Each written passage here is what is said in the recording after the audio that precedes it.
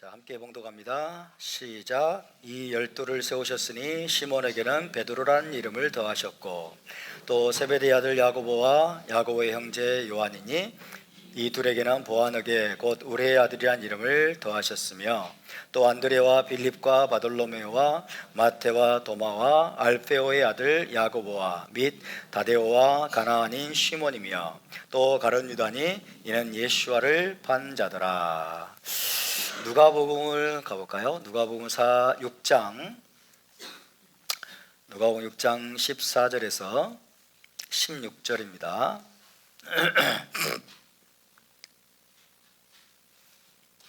13절부터 16절까지 함께 봉독합니다. 시작. 밝음에 그 제자들을 부르사 그 중에서 12를 택하여 사도라 칭하셨으니 곧 베드로라고도 이름을 주신 시몬과 그의 동생 안드레와 야고보와 요한과 빌립과 바돌로메와 마테와 도마와 알페오의 아들 야고보와 셀롯이라는 시몬과 야고보의 아들 유다와 예수와를 파는 자 될 가룟 유다니라. 아멘.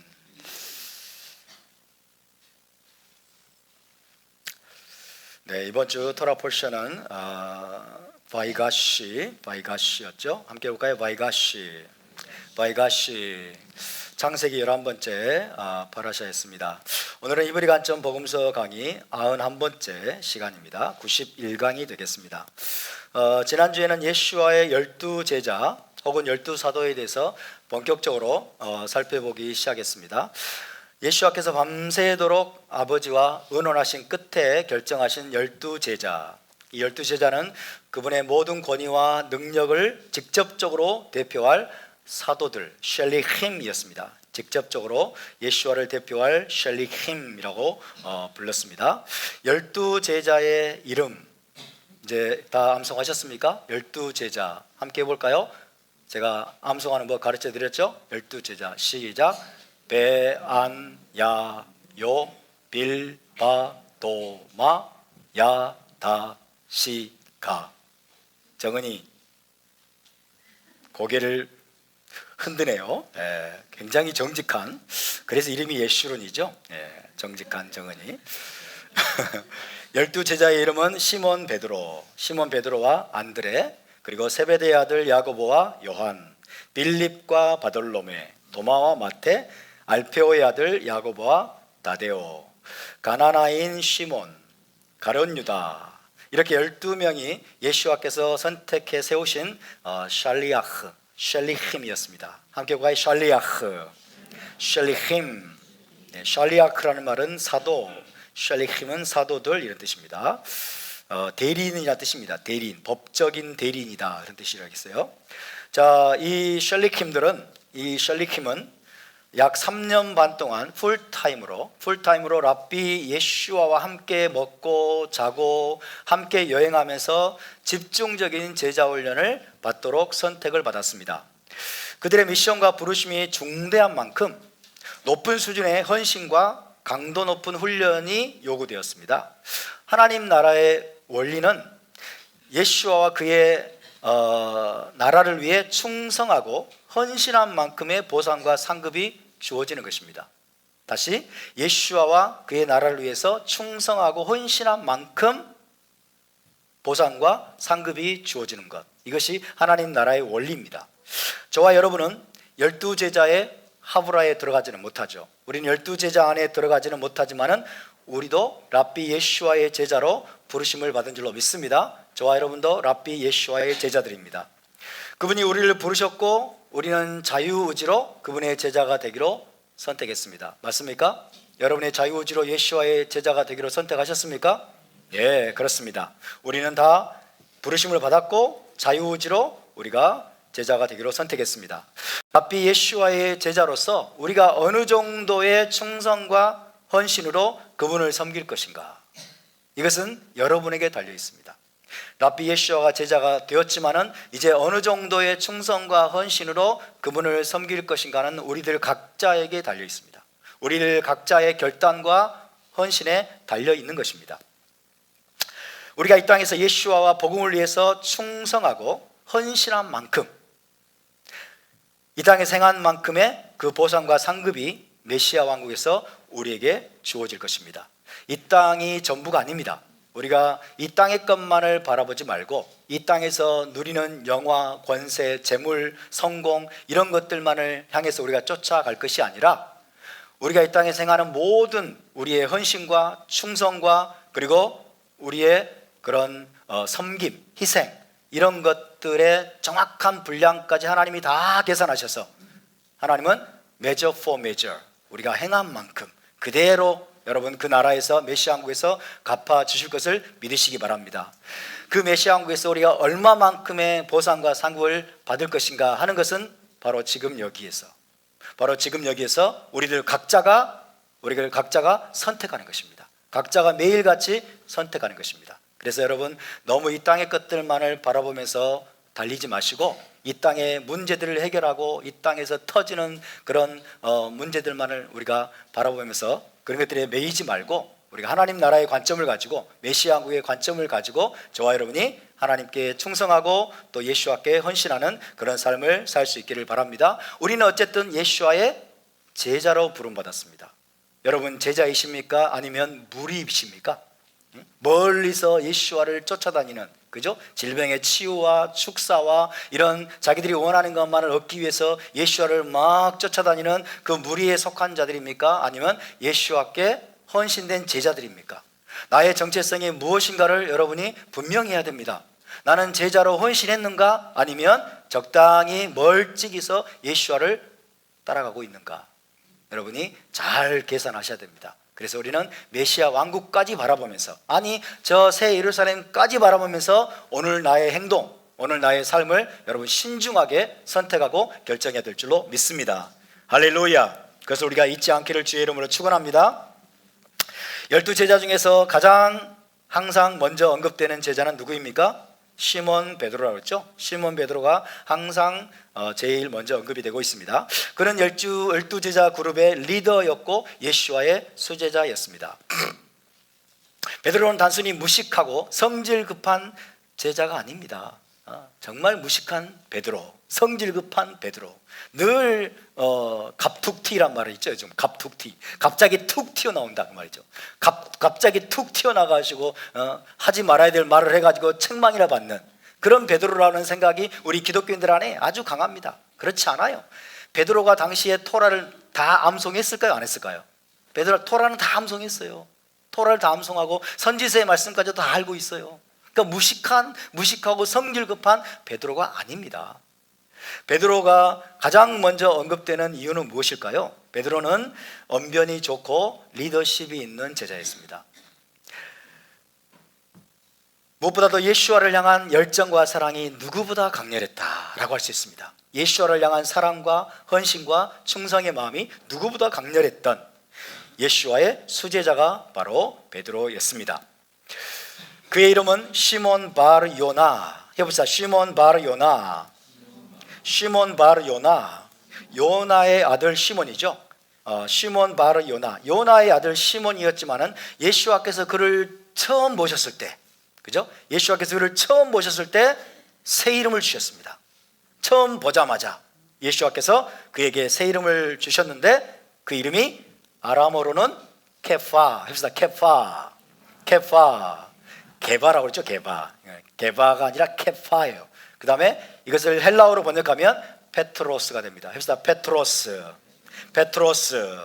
이제 우리말로 번역하면 반석이 되죠. 반석. 그래서 예수와께서는 베드로를 시몬을 처음 보셨을 때 아람어로는 케파, 헬라어로는 페트로스, 즉 반석이라는 새 이름을 주셨습니다. 새로운 정체성을 부여하신 거예요. 새로운 부르심을 그에게 위임하신 것입니다. 그것은 그의 반석 같은 믿음과 헌신 위에 메시아 공동체가 든든히 세워질 것을 내다보셨기 때문입니다. 그의 새 이름대로 시몬 베드로는 메시아 공동체를 떠받치는 반석 같은 존재가 되었습니다. 그리고 마지막에는 로마에서 십자가에 거꾸로 매달려서 순교의 제물로 드려졌습니다.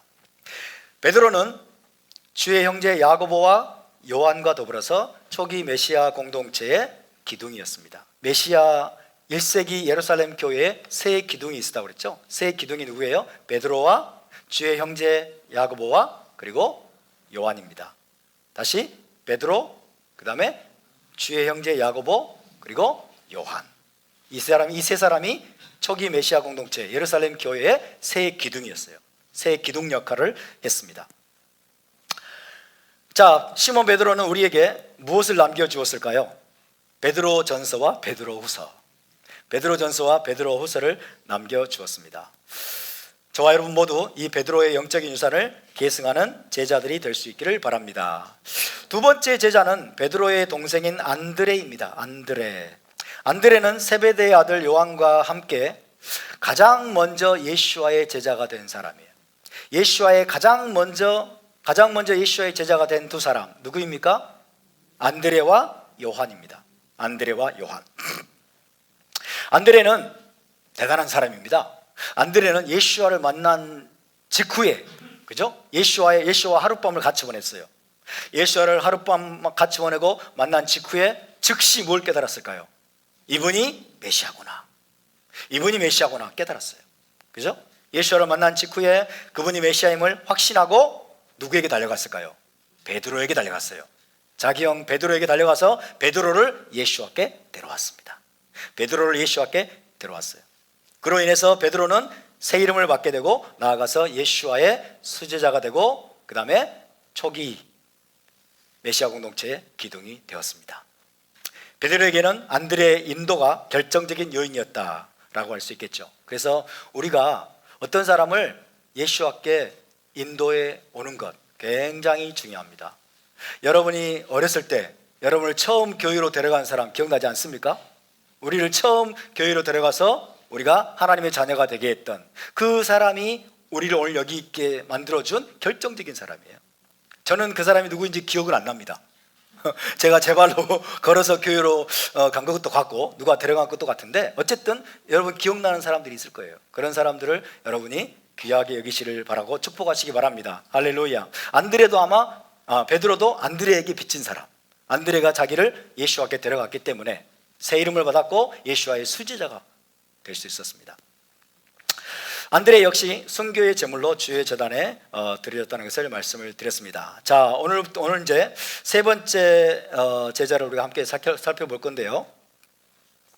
세 번째로 언급된 제자는 누구입니까? 세베대의 아들 야고보이죠. 세베대의 아들 야고보.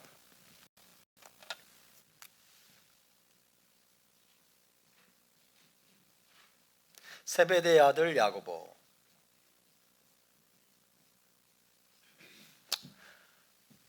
히브리어로 하면 어떻게 될까요? 자, 야곱, 그 다음에 야곱 벤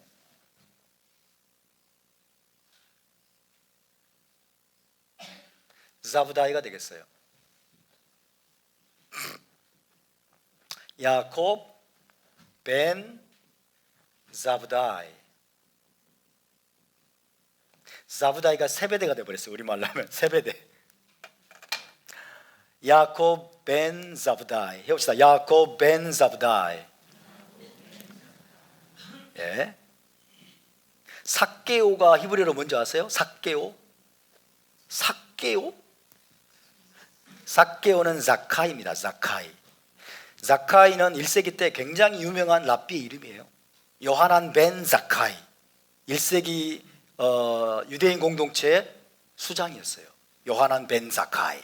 이 자카이가 한글로 번역되면서 삭개오가 되어버렸어. 삭개오. 참 희한한 이름이죠. 그러나 히브리어로 자 세베대의 아들 야고보, 야곱 벤 자브다이. 해봅시다. 야곱 벤 자브다이. 자, 야곱 벤 자브다이. 세베대의 아들 야고보는 세베대의 아들 요한의 형이죠. 요한의 형입니다. 그래서 야고보와 요한은 형제지간입니다. 12제자 중에서 세베대의 아들 야고보가 있고 또 알페오의 아들 야고보가 있습니다. 알페오의 아들 야고보. 이름이 같은 사람이죠. 알페오의 아들.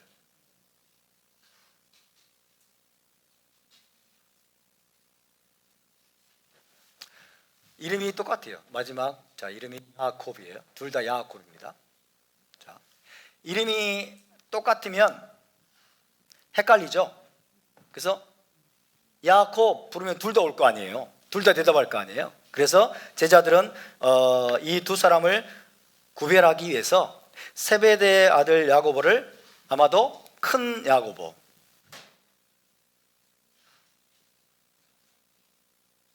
야곱,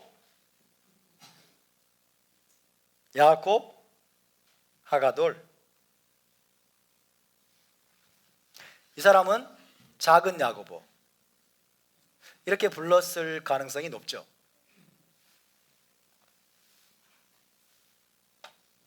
작은 야고보, 야곱, 가탄, 두 사람을 구별하기 위해서 별명이나 애칭을 불렀다고 그랬습니다. 그리고 예수께서 또 새 이름을 주기도 하셨고, 구별하기 위해서 아마도 큰 야고보, 작은 야고보, 야곱 하가돌, 야곱 하카탄이라고 불렀을 수가 있습니다. 충분히 가능성이 있는 이야기죠.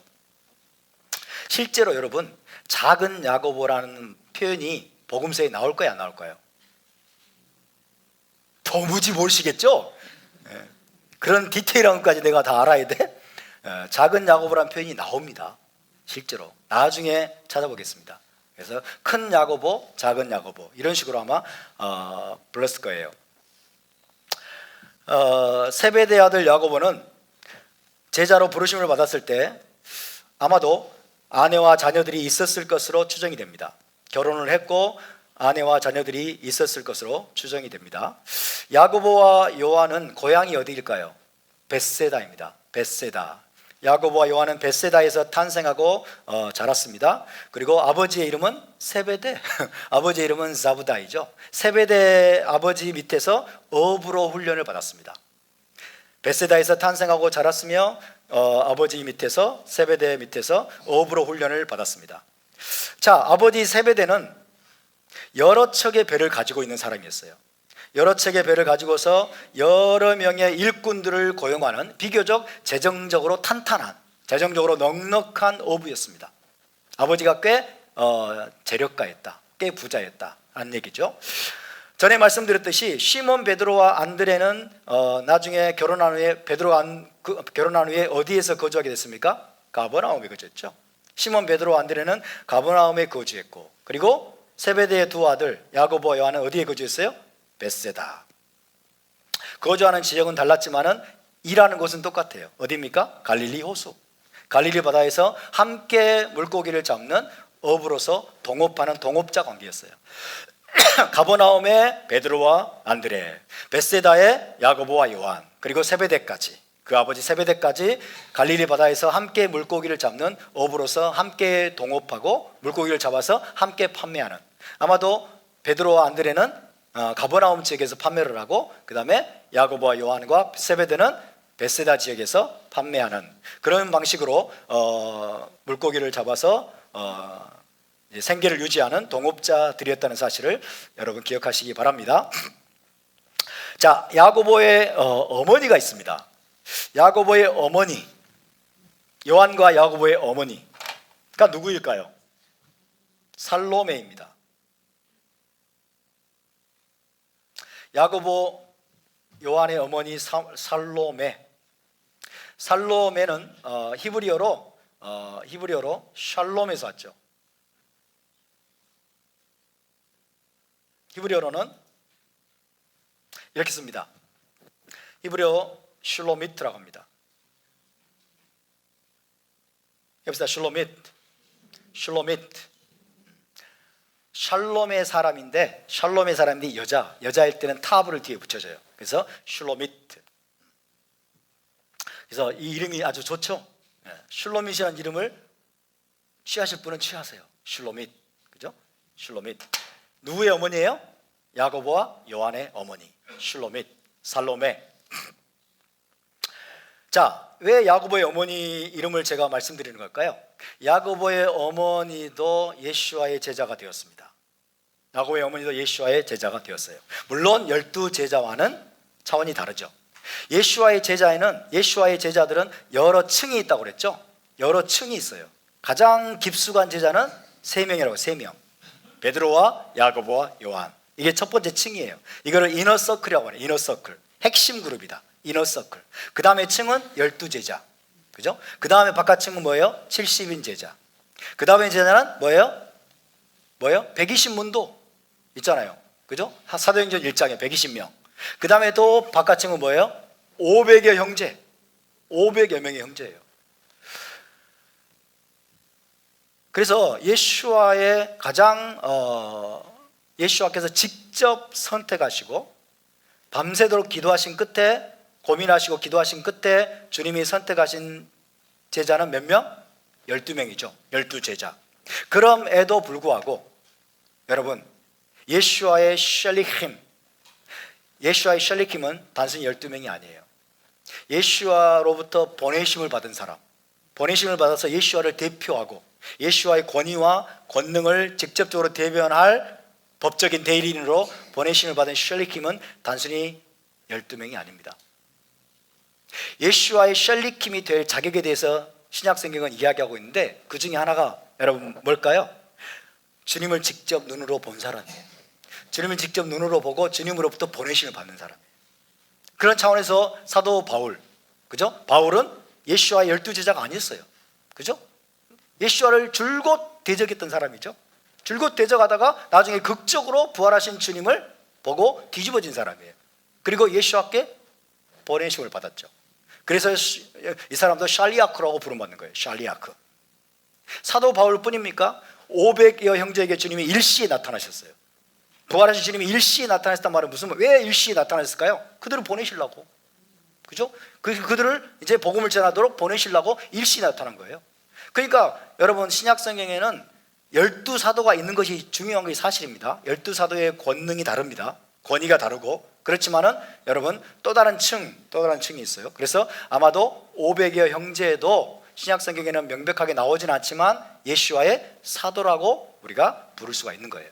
사도, 샬리킴이라고 우리가 부를 수 있다는 사실을 기억하시기 바랍니다. 어쨌든 이 야고보의 어머니 살로메, 이 슐로밋도 예수와의 제자였습니다. 12제자와는 또 다른 차원에서 격이 다른 제자였는데요. 어느 날 야고보의 어머니 살로메가 예수와께 두 아들에 대해서 요청을 했습니다. 마태복음 20장 가볼까요? 마태복음 20장.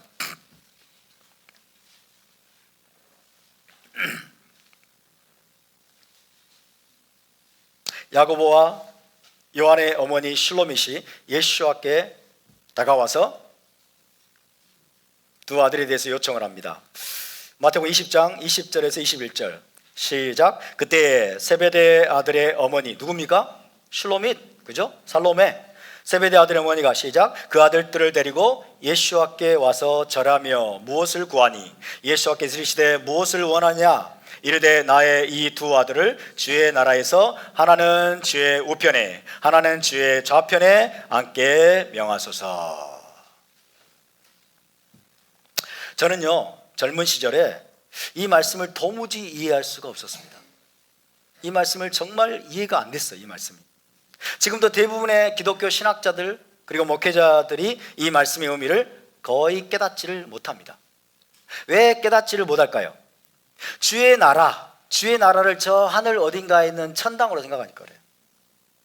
저 하늘 어딘가에 있는 천당으로 생각하니까 그림이 안 나와. 저 하늘 어딘가에 있는 천당에서는 주님이 앉은 보좌 좌우편에는 천사들이 가득하잖아. 그죠? 천사들이 그냥 쉬지 않고 거룩하다 막 찬송을 하고 있고 경배와 막 찬양을 올리고 있는데 무슨 좌우편에 자기 아들 앉을 자리가 어딨노? 그렇게 생각을 한 거예요. 그러니까 이해가 안 되는 거예요. 대체 이 말씀이 이해가 안 돼. 이게 잘못된 신학에 의해서 말씀이 왜곡되어 버리는 거예요.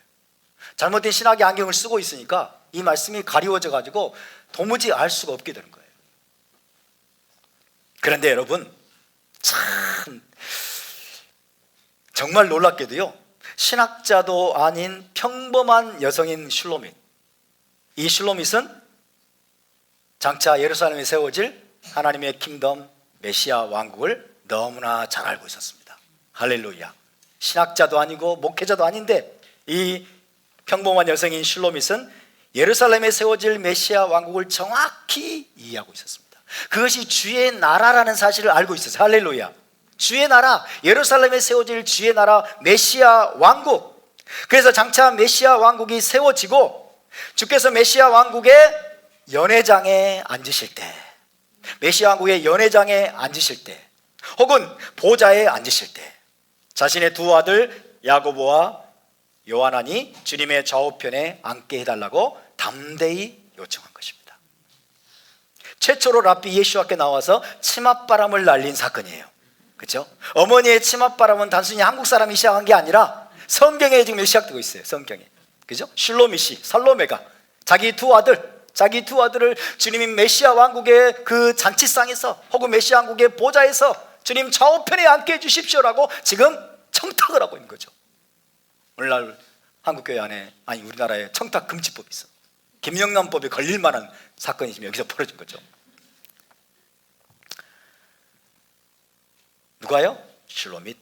그죠? 야고보의 어머니, 요한과 야고보의 어머니 슐로밋이 예수와 주변에 항상 있었다는 뜻입니다. 예수와를 따라다니면서 그녀도 지금 예수와의 제자였다는 거예요. 여성 제자예요. 예수와의 여성 제자. 야고보의 어머니 슐로밋은, 살로메는 예수와께서 십자가에 못 박히신 장소에 서 있었던 여러 여인들 중에 한 사람이었습니다. 마가복음 15장으로 가볼까요? 마가복음 15장 40절 41절. 예수와께서 십자가에 못 박히신 장소에 서 있었던 여인들, 이 여인들은 단순한 여인이라고 생각하시면 안 돼요. 이들은 여성 제자들입니다. 예수와를 처음부터 따라다녔던 여성 제자들. 마가복음 15장 40절 41절, 십자가에 못 박히신 현장입니다.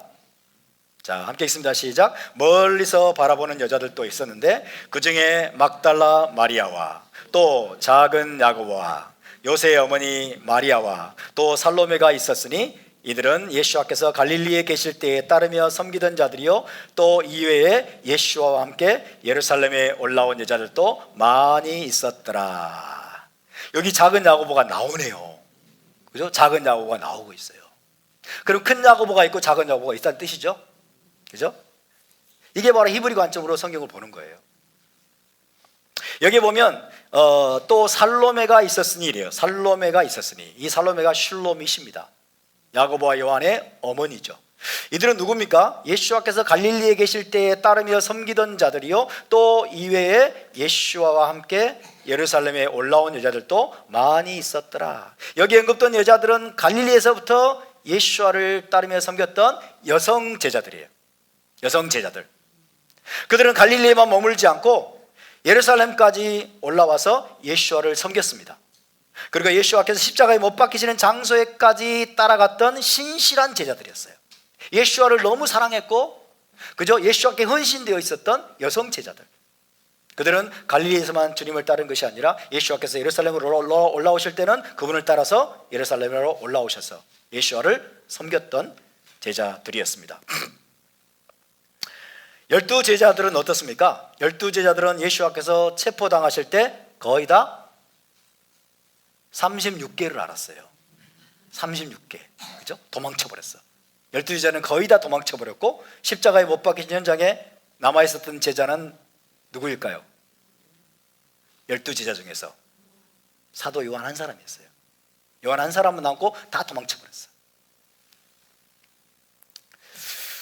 하지만 많은 여성 제자들은, 오늘 우리가 읽었던 것처럼 많은 여성 제자들은 예수와께서 십자가에 못 박히시는 자리까지 따라가서 통곡하고 울었습니다.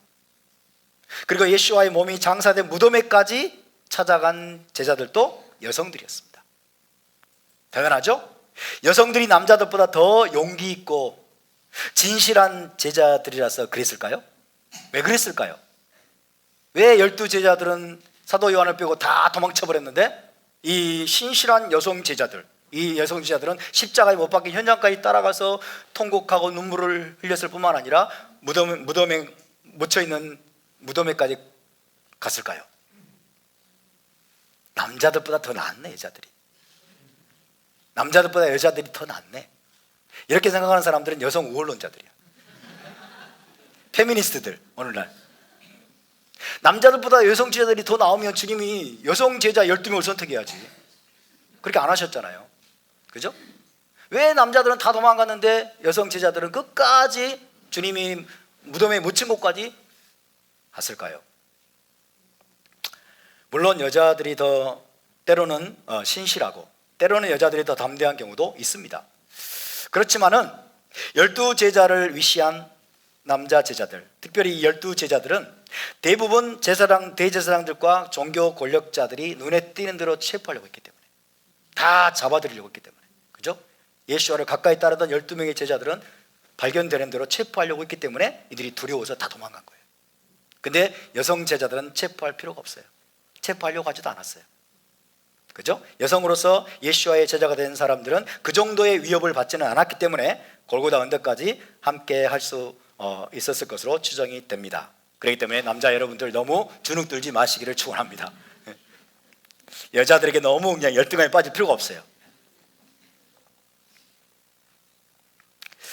그렇지만 여러분, 어머니가 이렇게 치맛바람을 날렸는데 세베대 아들 야고보 요한의 어머니 술로밋이 예수와께 막 청탁을 하고 그러면서 치맛바람을 날렸는데 어머니의 도움 없이도 세베대 아들 야고보는 12제자 중에서 가장 예수와와 가까운 3명의 제자 축에 들어갔습니다. 3명의 제자에 포함됐어요. 이너서클이라고 하죠. 이너서클. 베드로와 야고보와 요한. 베드로와 야고보와 요한 이 세 사람은 예수와의 핵심 측근이었습니다. 이너서클이었습니다. 다른 제자들이 동행하지 않는 경우에도 이 세 사람은 예수와와 동행한 경우가 아주 많았습니다. 예를 들어서 어떤 곳입니까? 변화산 꼭대기. 변화산 꼭대기에 주님은 이 세 제자만을 데리고 올라갔어요. 세 제자만을 데리고 올라가셔서 주님이 영광스러운 모습으로 변화된 모습을 그들이 보았어요. 할렐루야. 구름 속에서 들리는 하나님의 그 셰키나 영광 속에서 말씀하시는 하나님의 음성도 들었습니다. 또 이 세 제자는 어때요? 겟세마네 동산, 예수께서 땀방울이 핏방울이 되기까지 기도하셨던 그 현장의 마지막 순간까지 가셨고, 동행했고, 주님은 물론 더 가셨지만은 어쨌든 다른 제자들과는 구별되는 그런 차원까지 주님을 따라 다녔던 그런 핵심 측근이었습니다. 아마도 예수께서는 자신의 가장 깊고 내밀한 비밀까지 그 세 사람에게는 보여주시면서 그들을 특별한 제자로 훈련시켰다라고 할 수 있어요. 특별한 제자로 훈련시키셨다. 그래서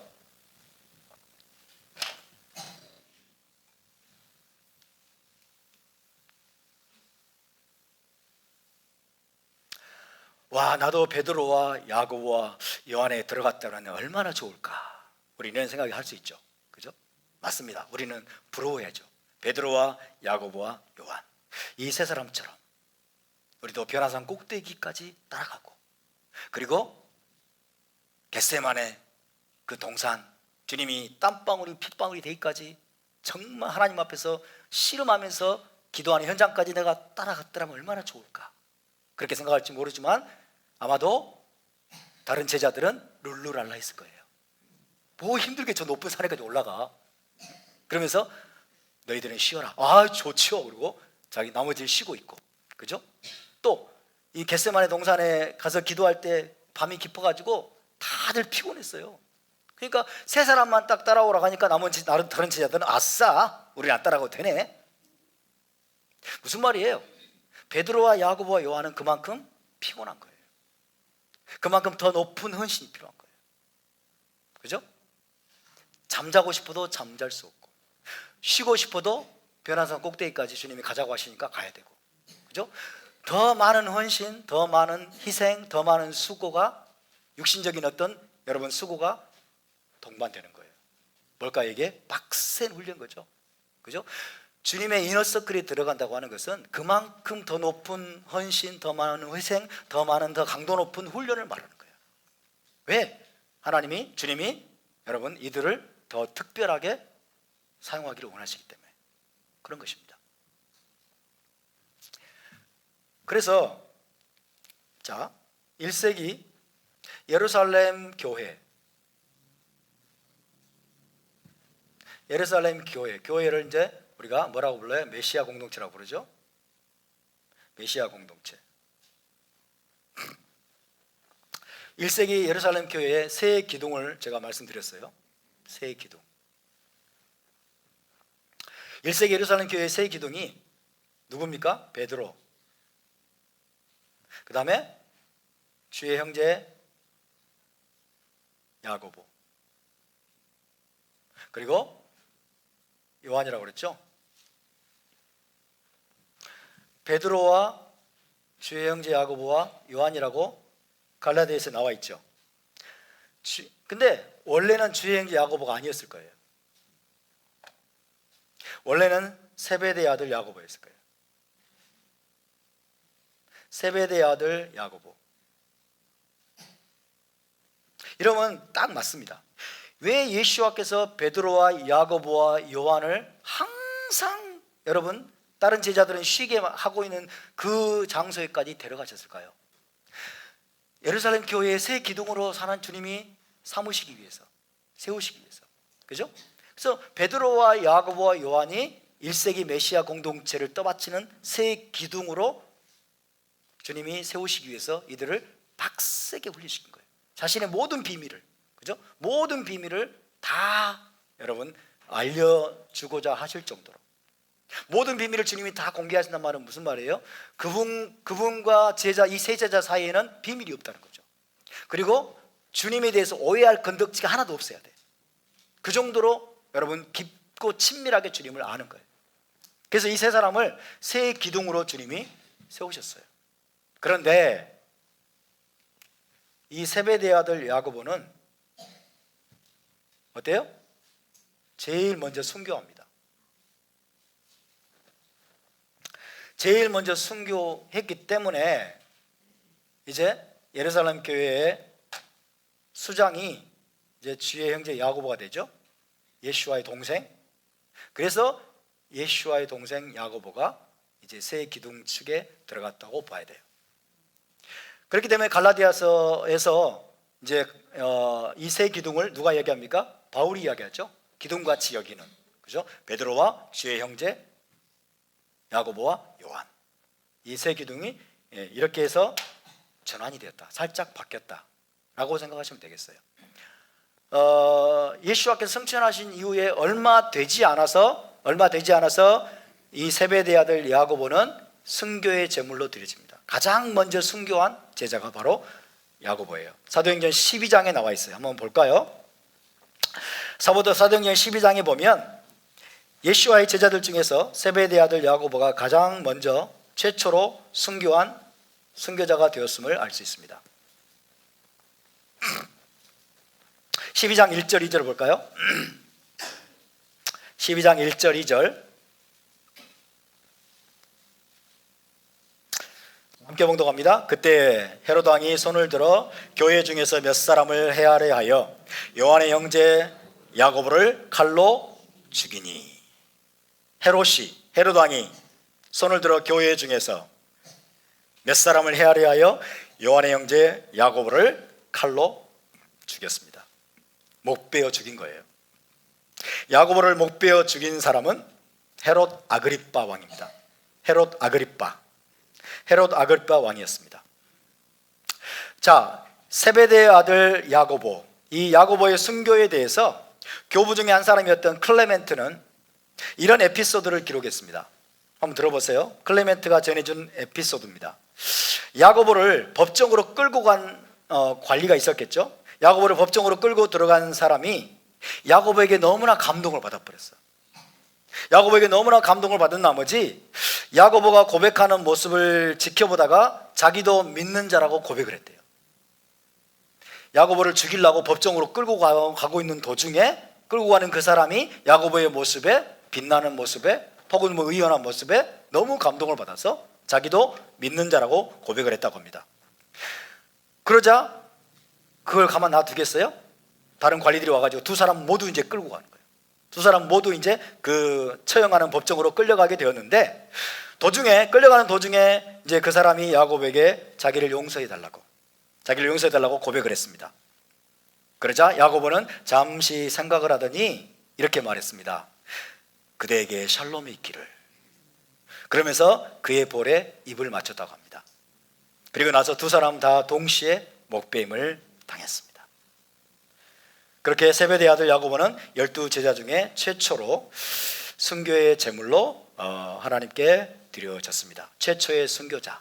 그래서 베드로와 야고보와 요한 중에서 한 사람이 이제 빠지게 되고 그 자리를 주의 형제 예수야의 동생 야고보가 들어가서 이제 예루살렘 교회를 든든히 세우게 됩니다. 새 기둥이 이제 그렇게 되게 되는 것입니다. 자, 야고보에 대해서는 이 정도로 나누겠습니다. 이제 네 번째로 넘어가겠습니다. 네 번째 제자가 중요하죠. 네 번째로 언급된 제자는 누굽니까? 야고보의 형제 요한입니다. 요한. 세베대의 아들 요한이죠. 세베대의 아들 요한, 네 번째입니다. 네 번째. 숫자를 제가 안 적어도 여러분이 잘 세시기 바랍니다.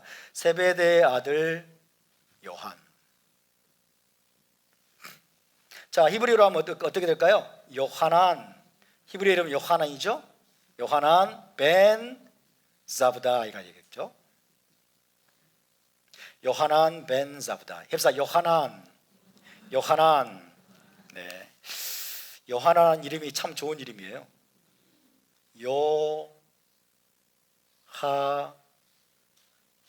요하난이죠.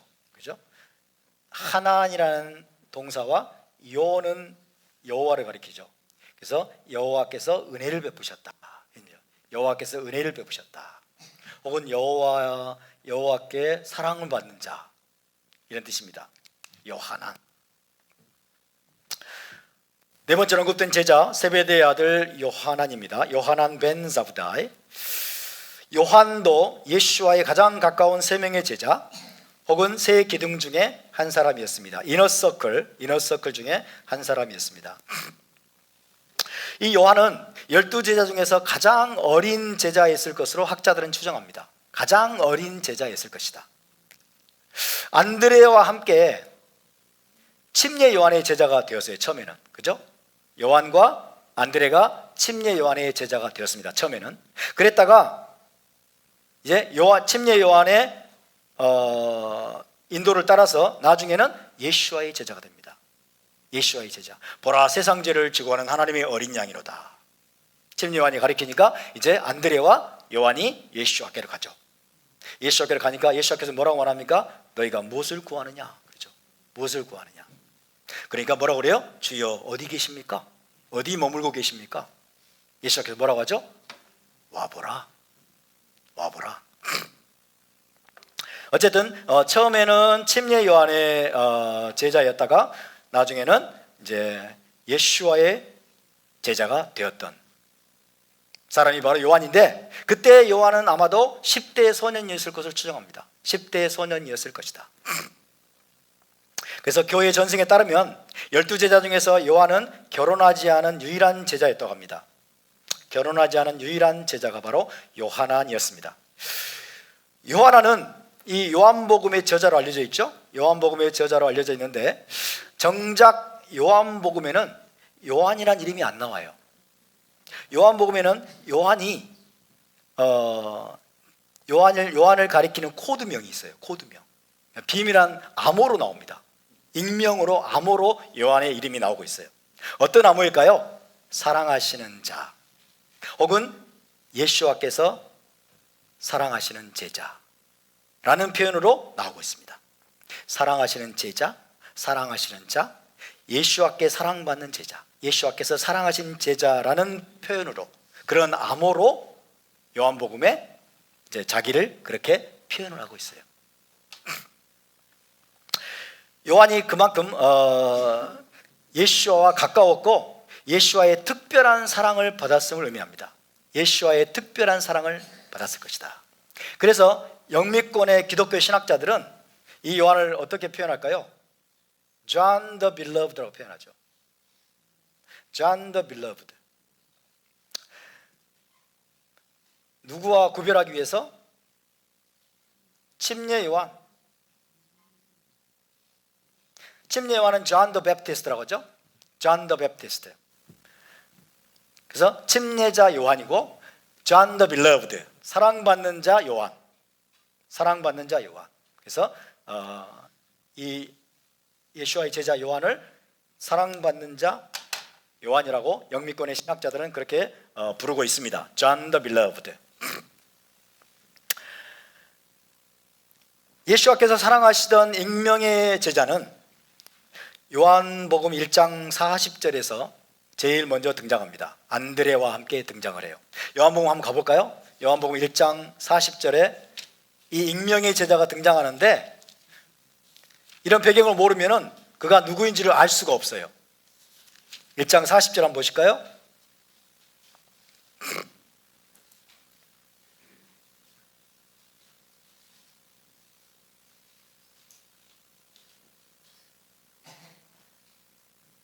(1장 35절) 보면요, 또 이튿날 요한이 자기 제자 중 두 사람과 함께 있었다가 그랬죠. 두 사람이 나옵니다. 침례 요한이 자기 제자 중 두 사람과 함께 있었어요. 그러면서 예수와께서 건의심을 보고 말하되 보라 하나님의 어린 양이로다. 예수가 거닐고 계시는 걸 보면서 보라 하나님의 어린 양이 저기 계신다 한 거예요. 하나님의 어린 양이 저기 계신다. 그러니까 두 제자가 그의 말을 듣고 예수와를 따르죠. 두 제자가 그의 말을 듣고 예수와를 따르거늘. 이 두 제자가 누구인가입니다. 38절 예수와께서 돌이켜 그 따르는 것을 보시고 물어 이르시되 무엇을 구하느냐? 무엇을 구하느냐? 이르되 랍비여 어디 계시오니이까? 아니 랍비는 번역하면 선생이라. 예수와께서 이르시되 와서 보라. 보우르예죠. 보우르예 와서 보라. 그러므로 그들이 가서 계신 데를 보고 그날 함께 거하니 그랬죠. 그날 함께 많은 대화를 했을 겁니다. 그리고 그들이 깨달았어요. 이분이 바로 우리가 오랫동안 기다려온 바로 그 메시아라 깨달은 거예요. 함께 거하니 때가 10시쯤 되었더라. 요한의 말을 듣고, 침례 요한을 말합니다. 침례 요한의 말을 듣고 예수와를 따르는 두 사람 중에 하나는 시몬 베드로의 형제 안드레라 그랬어요. 나머지 한 사람을 이야기를 안 해줘요. 나머지 한 사람 이야기를 안 해줘. 그죠? 사도 요한이. 근데 나머지 한 사람은 나였다 이렇게 말을 못 하잖아요. 그죠? 익명으로 나오고 있어요. 익명으로. 이 안드레와 함께 그래서 예수와를 찾아가서 제자가 된 사람, 익명의 제자가 바로 요한입니다. 그런 다음에 요한복음은 이제 13장에 가서야 다시 요한에 대해서 언급을 하는데요. 13장으로 가면 6월절 세드르가 나와요. 6월절 세드르에서 13장에서 요한은 어떤 사람으로 나오고 있냐면 예수와의 품에 기대어 있는 제자로 나옵니다. 예수와의 품에 기대어 있는 제자. 13장 23절에서 25절을 한번 읽어보겠습니다. 13장 23절에서 25절 6월절 세드르 만찬인데요. 자, 함께 읽습니다. 시작. 예수와의 제자 중 하나 곧 그가 사랑하시는 자가 예수와의 품에 의지하여 누웠는지라. 시몬 베드로가 머릿짓을 하여 말하되 말씀하신 자가 누구인지 말하라 하니 그가 예수와의 가슴에 그대로 의지하여 말하되 주여 누구니까 이렇게 됐어요. 예수와의 품에 기대어 있는 자예요. 예수와의 품에 기대어 있는 자. 여러분이 세대를 해보셔서 알겠지만은 1세기 6월절 세대가 어떻게 진행이 됐습니까? 의자에 앉아서 진행됐을까요? 의자가 아니죠. 바닥에 앉아서 진행이 됐어요.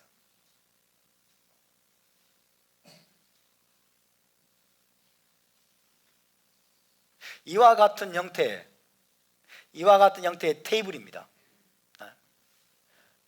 트라이시쿰, 트라이시쿰, 이런 식이 불리는 이름이 있는데 어쨌든 자 3면에 앉는 거예요. 3면에 이런 식으로 사람이 이런 식으로 6월절 세드르용 테이블인데요. 이런 식으로 앉는 거예요. 12명입니까? 13이에요? 어쨌든 숫자는 정확하지는 않고요. 네? 예수가 13이에요? 그리고 이제 서빙하는 사람들은 이렇게 들어와요. 서빙하는 사람들은 이렇게 들어와 가지고 음식들을 차리는 거예요. 이렇게 음식들을 이렇게 차리고 이렇게 차리는데, 가장 상석은 어디일까요? 여기에요. 여기가 누구의 자리일까요? 예수와예요. 예수와의 자리예요. 여기에 아마 요한이 앉았을 겁니다. 그래가지고 바닥에 이렇게 제가 앉을게요. 이렇게 앉지는 않았겠지만은 거의 눕듯이 앉는 거예요. 거의 오른쪽으로 기대는 거예요. 이렇게 오른쪽으로. 주님 드세요. 이렇게. 맞자 좀 드시죠. 양고기 좀 드시죠. 거의 상대방의 가슴에 기대일 정도로 이렇게 되는 거예요. 이렇게 돼서 먹는 거예요. 이 1세기 1세들의 어떤 현장입니다.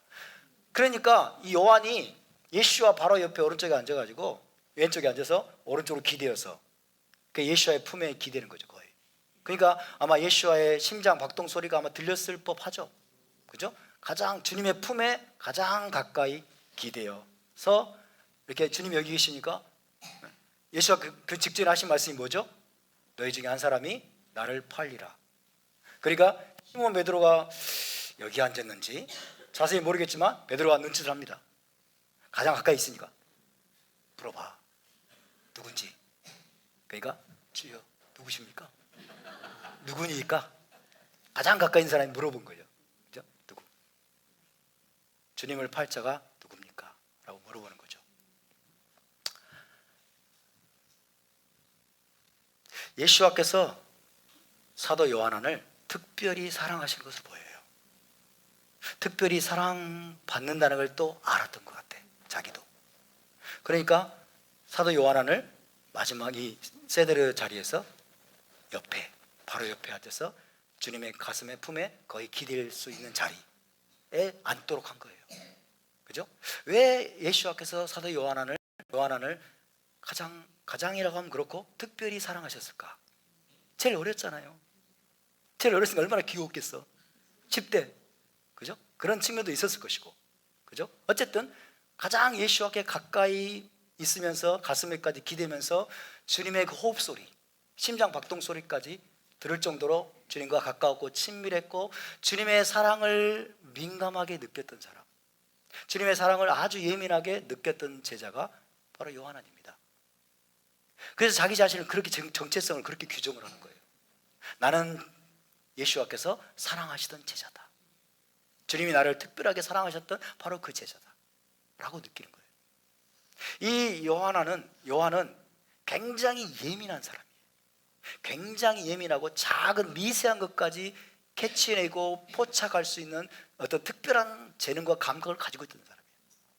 그래서 이 요한은 예수와의 그 사랑, 그 보이지 않는 그 사랑을, 미세한 사랑까지도 느끼고 경험하고 또 주님을 깊이 알았던 제자예요. 그 주님이 이 요한을 특별히 사랑하셨던 이유 중에 하나는 마지막까지 남겨두시고서 계시록을 그에게 위임하시기 위해서.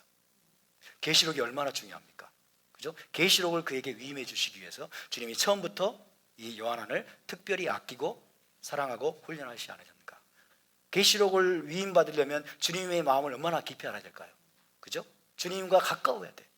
그래야 엉뚱한 얘기들을 안 하고, 주님의 그 눈으로 볼 수 없고 귀로 들을 수 없는 그 주님의 마음과 그 섬세한 것들까지도 헤아리면서 계시록을 열어주신 하나님의 의도대로 또 아주 기가 막힌 정확성이 있어요. 정확하게 기록해낼 수 있는 그런 재능을 가진 제자가 바로 요한이었습니다.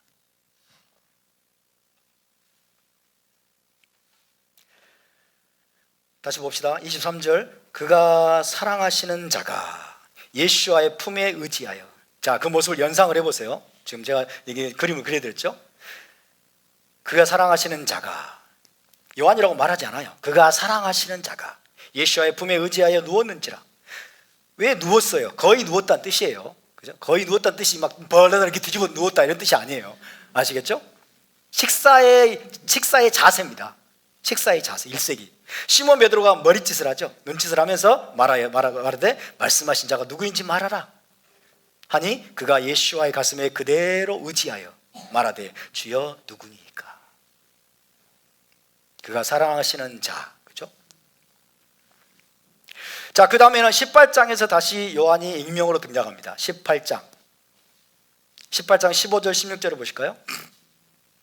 18장 15절 16절. 시간이 왜 이렇게 빨리 갈까요? 18장 15절 16절 시작. 시몬 베드로와 또 다른 제자 한 사람, 또 이름을 말하지 않아. 또 다른 제자 한 사람이 예수와를 따르니 이 제자는 대제사장과 아는 사람이라. 예수와 함께 대제사장의 집들에 들어가고 베드로는 문 밖에 서 있는지라 대제사장을 아는 그 다른 제자가 나가서 문 지키는 여자에게 말하여 베드로를 데리고 들어오니. 여러분, 예수와께서 체포돼 가지고 대제사장의 관저로 끌려 들어갔어요. 대제사장의 관정에서 이제 있는 그 재판석 같은 곳에서 이제 대제사장의 신문을 받게 되죠.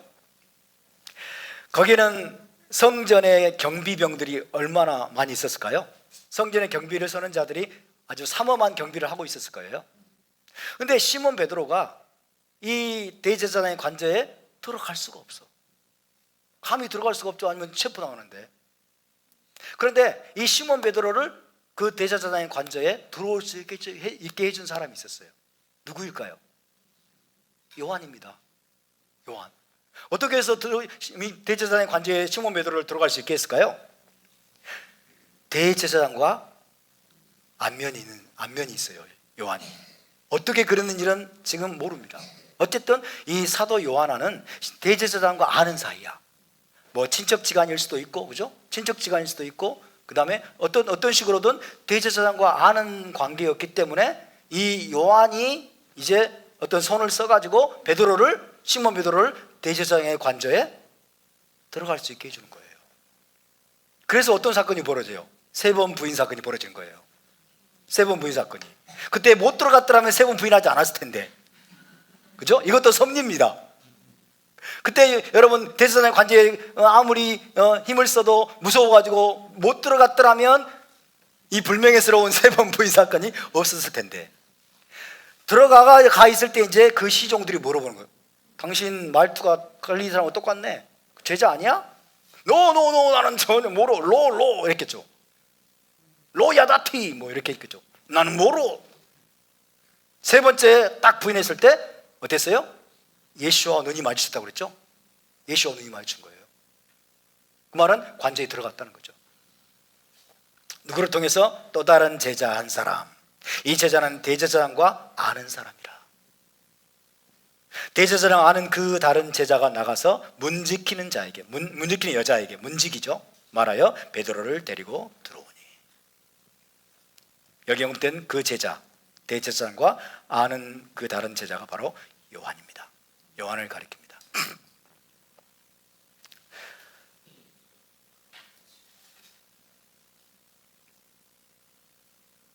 예수와의 12제자 중에 끝내야 되겠어요. 여기까지. 네. 시간이 너무 많이 됐기 때문에. 자, 오늘 여기까지 하겠습니다. 다음 주에 계속해서 나누겠습니다. 우리 함께 다 같이